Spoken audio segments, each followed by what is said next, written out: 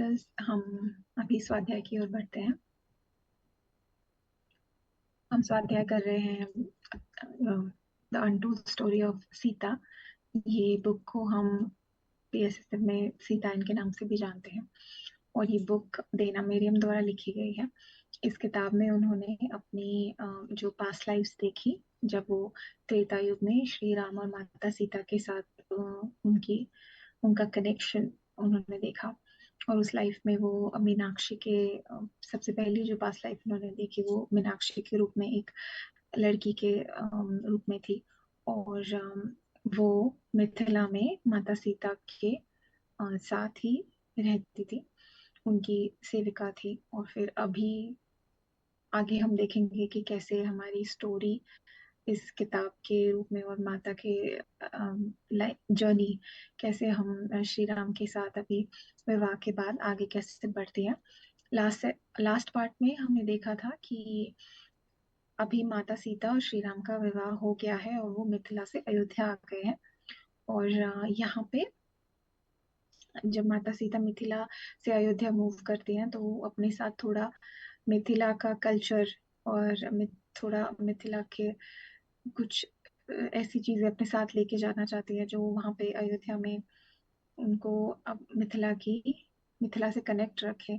तो इसीलिए वो उषा, रोहना, सोमा और मीनाक्षी, इन चार अपने सेविकाओं को बोलते हैं कि अगर आप आना चाहते हैं मेरे साथ तो आप चलिए।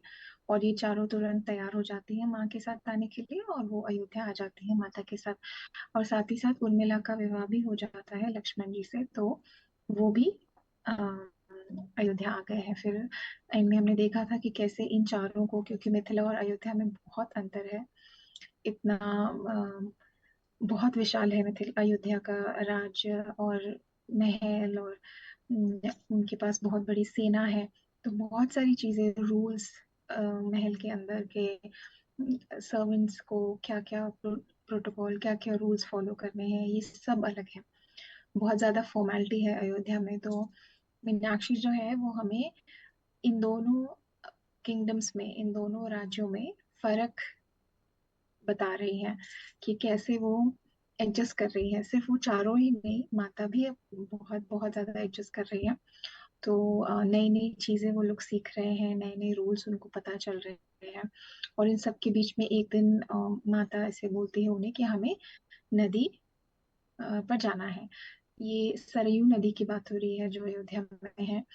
और वो चारों शाम को उनका जो आफ्टरनून में सारा काम खत्म करने के बाद शाम को जो थोड़ा बहुत टाइम था, तो माता इन तीनों को लेके उषा महल में ही रुकती है और इन तीनों को लेके वो नदी पर जाते हैं। और वहां पे वो सब नदी में थोड़ा सा टाइम स्पेंड करते हैं। और माता बोलती है कि सरयू नदी उनसे बात कर रही थी और उन्होंने ही उनको बुलाया दर्शन करने के लिए। तो इतने दिनों से वो बुला रही थी, और सरयू नदी को पता था कि ये इतना टाइम माता को लगेगा एडजस्ट होने के लिए। उसके बाद तो वो जाते हैं, और जब वो सब करके वो नदी नदी की पूजा वगैरह सब कुछ करके जब वो वापस आते हैं, तो आते आते श्री राम उनको देख लेते हैं।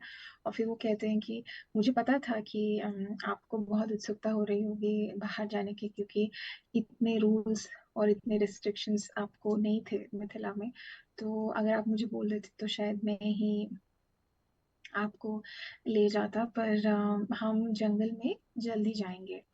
उसके बाद ये तीनों अपने कक्ष में चले जाते हैं, और माता सीता और श्री राम अपने कक्ष में चले जाते हैं। फिर एक दिन सुबह सुबह माता सीता, श्री राम और सोमा ये जंगल की ओर जाते हैं, और सोमा उनके साथ जाती है। पर माता सीता ये सब रथ में होते हैं, और माता सीता श्री राम को बोलती है कि नहीं, मुझे चल के जाना है अंदर, क्योंकि जो आप फील कर सकते हो जब आप ग्राउंड में अपने अपने पैर रखते हो, अर्थ पे अपने पैर रखते हो, जो आप फील कर सकते हो वो आप रथ पे बैठ के नहीं फील कर सकते। तो अपने आप को अर्थ से कनेक्ट करने के लिए अपने पैरों को टच करना जमीन पे कितना जरूरी है, यहाँ पे माँ समझा रही है।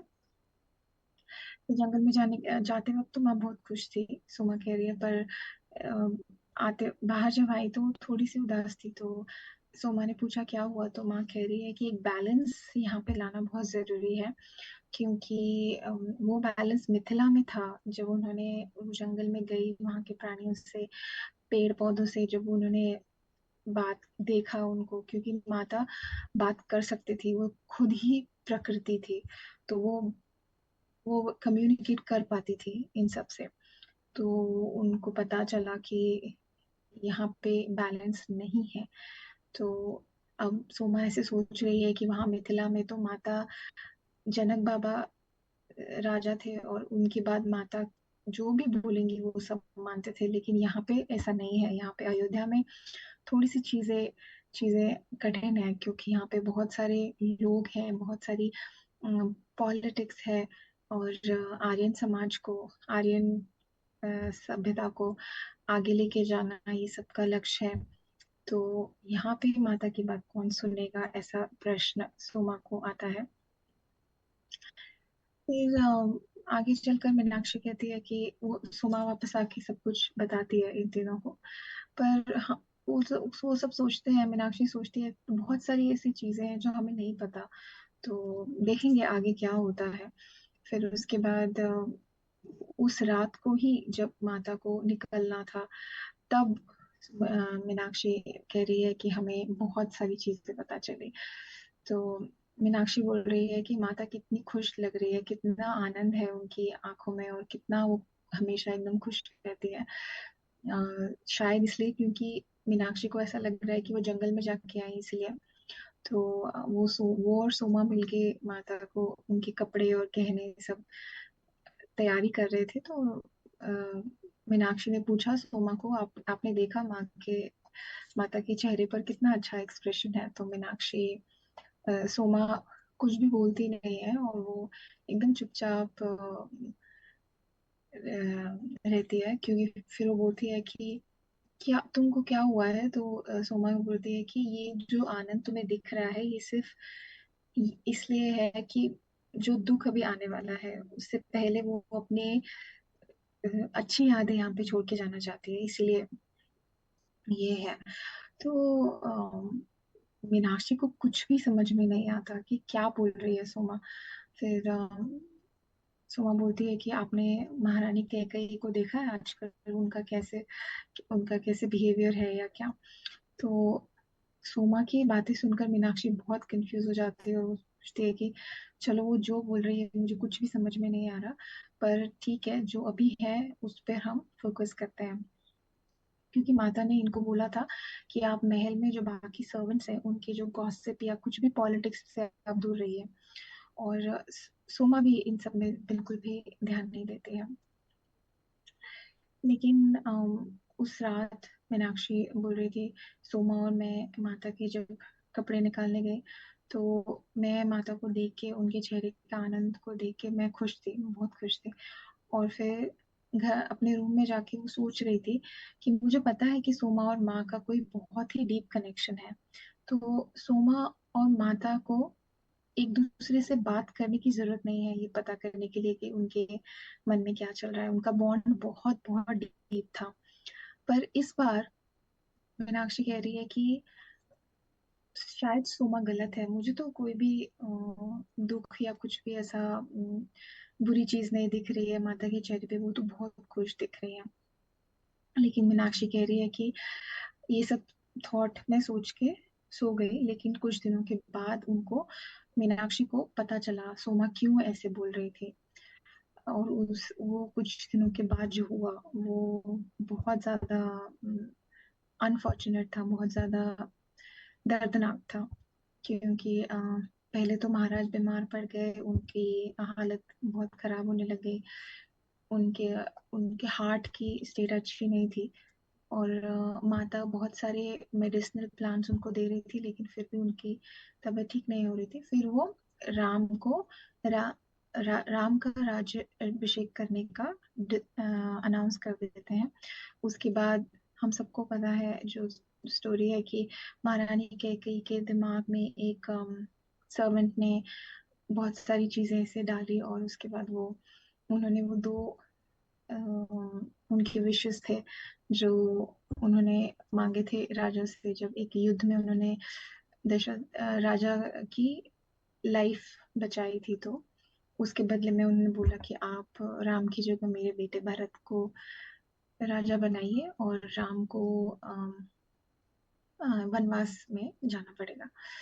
तो मीनाक्षी कह रही है जब हम लोगों ने ये बात सुनी तो हम लोगों ने सर्वेंट्स को बातें करते हुए सुना, हमें कुछ मालूम नहीं था क्या हो रहा था, पर माता ने हमें बुलाया और बोला कि हम सबके सामने वो खड़ी रही और उन्होंने बोला कि राम ने वनवास में जाने का डिसीजन ले लिया है, और क्योंकि जहाँ राम वहाँ सीता, जहाँ सीता वहाँ राम, तो यहाँ पे कोई सेपरेशन हो नहीं सकता, इसलिए मुझे भी जाना पड़ेगा।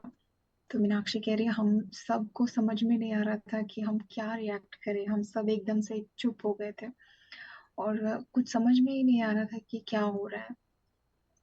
आगे माँ कह रही है कि इस राज्य पर बहुत बड़ा संकट आ गया है, तो बहुत सारे लोग इस सिचुएशन का फायदा उठाने की सोचेंगे, लेकिन राम कहीं भी रहे वो इस राज्य की हमेशा रक्षा करेंगे, और जो मेरी रिस्पॉन्सिबिलिटी है वो मुझे करनी है, और उसको पूरा करने के लिए मुझे आप चारों की मदद चाहिए।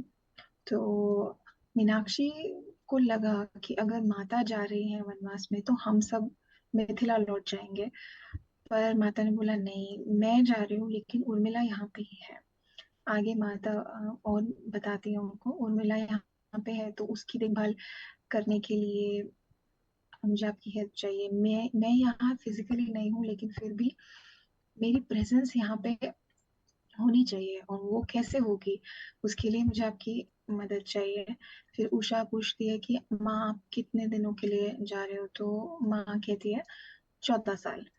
तो सब लोग और दुखी हो गए, और मीनाक्षी कहती है कि शायद मैं 14 सालों तक रहूं भी नहीं, क्योंकि अब मीनाक्षी की एज भी होती जा रही है। तो मीनाक्षी आगे ऐसे माँ जो है वो देख लेती है कि मीनाक्षी के मन में क्या चल रहा है, तो वो मीनाक्षी की तरफ देखती है और बोलती है कि मेरे बगैर तुम नहीं हो, मैं तुम्हें छोड़ के कहीं नहीं जा रही हूँ। आपको ये सीखना पड़ेगा कि अगर मैं फिजिकली प्रेजेंट भी नहीं हूँ यहाँ पे तो भी आप मेरे से कनेक्टेड रह सकते हैं।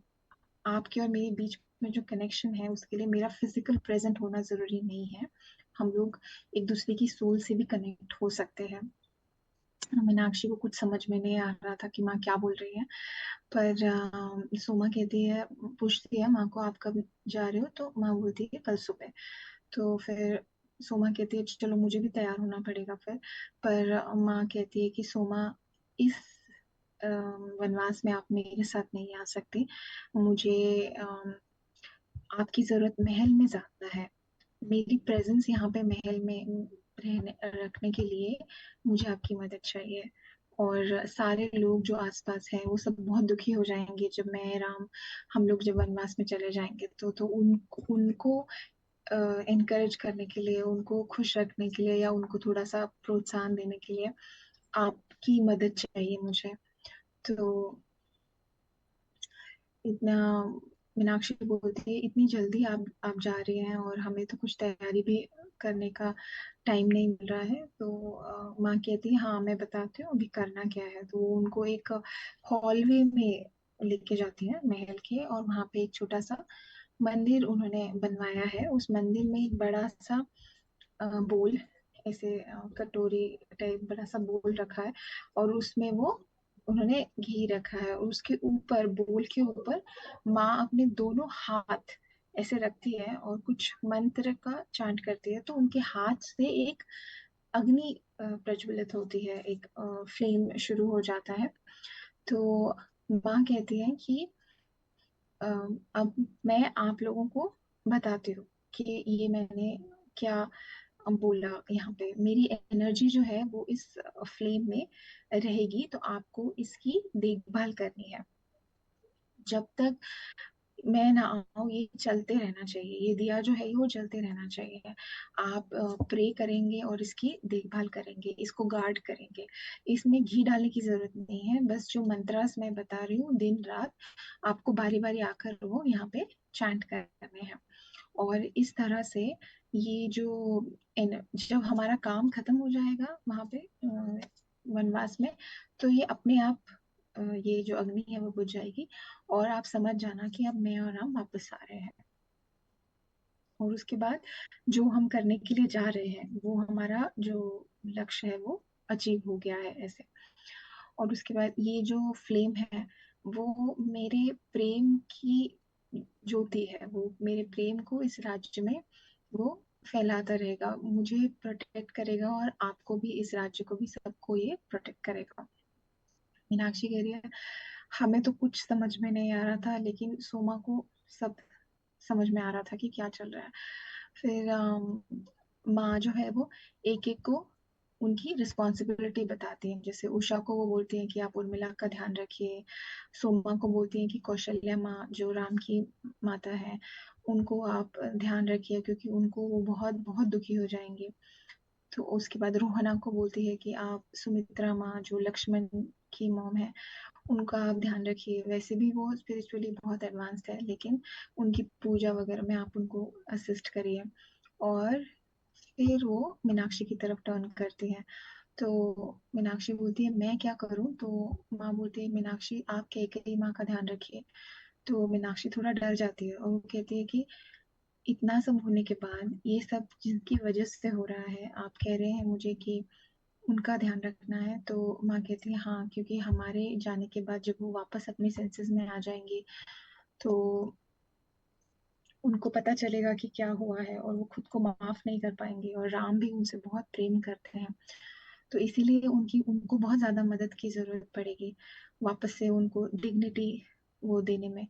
तो माँ मीनाक्षी को कुछ भी समझ में नहीं आता, क्योंकि वो सोचती है कि ये सब जो हो रहा है इसका कारण वही है, तो आप क्यों ऐसे बोल रहे हो। तो माँ उनको माँ समझाती है मीनाक्षी को कि ऐसा लग रहा है सबको कि उनकी वजह से ये हो रहा है, लेकिन वो सिर्फ एक मीडियम है। ये जो सब कुछ हो रहा है ये सब पहले से ही प्लान्ड था, हम सब ने ये प्लान किया था। मैंने श्री राम, जैसे हम बोलते हैं कि हम हर सोल जब इस पृथ्वी पर आती है अपना सोल प्लान लेके आती है, वैसे ही इन सबका ये सोल प्लान था। तो किसी ना कोई कारण चाहिए था जिससे कि राम और माता सीता बाहर जाए, और ये एक बहुत बड़ा प्लान है, इसके पीछे एक बहुत बड़ा कारण है जो कुछ भी हो रहा है। क्योंकि माता कैकेयी जो है वो थोड़ी सी मेंटली वीक है, इसीलिए उनको इसका एक माध्यम बनाया गया, इसमें उनकी कोई गलती नहीं है। इसीलिए वो मीनाक्षी को माता कैकेयी की जिम्मेदारी सौंप के जा रही हैं। और आगे वो बोलती हैं कि एक चीज वो बोलती हैं कि हर एक बड़ी घटना के पीछे कुछ ना कुछ ब्लेसिंग होती है। और ये जो जर्नी उनकी अभी शुरू हो रही है जंगलों में, ये बहुत इम्पोर्टेंट है, क्योंकि आश्रमों पे अटैक हो रहा है, उनको खत्म किया जा रहा है।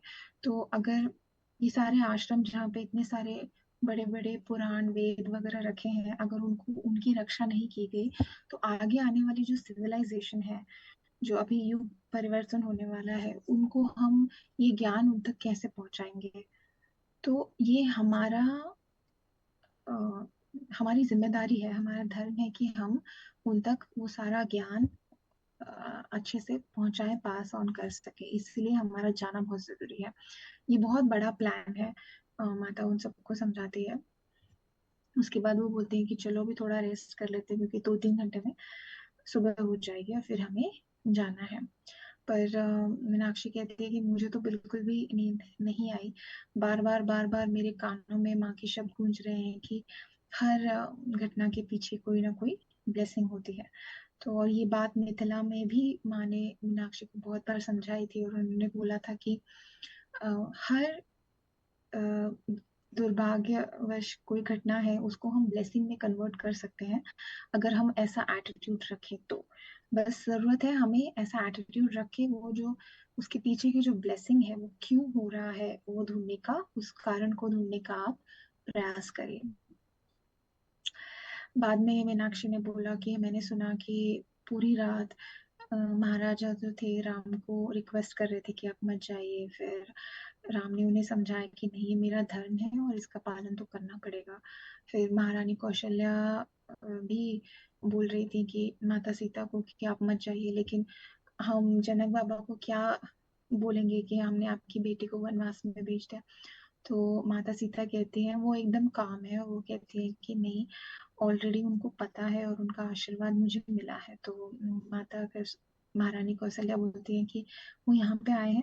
तो माता सीता कहती है नहीं नहीं, फिजिकल प्रेजेंस की जरूरत नहीं है मुझे उनके साथ कम्युनिकेट करने के लिए, और इतना बड़ा स्टेप मैं उनके आशीर्वाद के बिना ले भी नहीं सकती। तो वो टेलीपैथिकली कम्युनिकेट करते हैं एक दूसरे से, माता सीता और जनक बाबा, और इसीलिए उन्होंने उसका उनका आशीर्वाद भी ले लिया। जब ये बात हम लोगों को पता चली, मीनाक्षी कह रही है, तो हम लोग तो फिर कुछ बोल ही नहीं सकते, क्योंकि जनक बाबा ने अगर आशीर्वाद दे दिया है तो वो सबके भले के लिए ही है।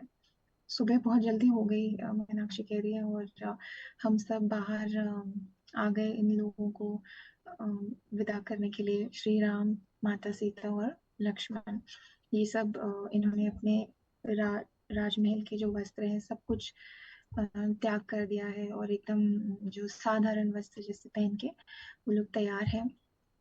सब लोग रो रहे हैं, इतना दुख हर जगह फैला हुआ है, सबके मन में बहुत बहुत गहरा पेन है। लेकिन माता सीता और श्री राम एकदम काम है।